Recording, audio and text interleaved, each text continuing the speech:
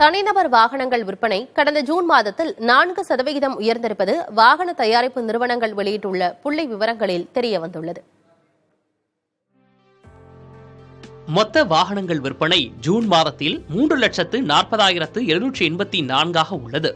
இதுவே முந்தைய ஆண்டின் ஜூன் மாதத்தில் 3,28,710 வாகனங்கள் விற்பனையாகியிருந்தன.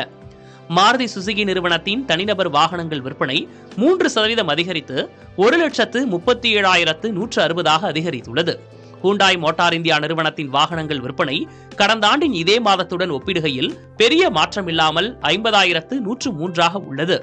மஹிந்திரா அண்ட் மஹிந்திரா நிறுவனத்தின் வாகனங்கள் விற்பனை 23% உயர்ந்து 40,022 வாகனங்கள் விற்பனையாகியுள்ளன.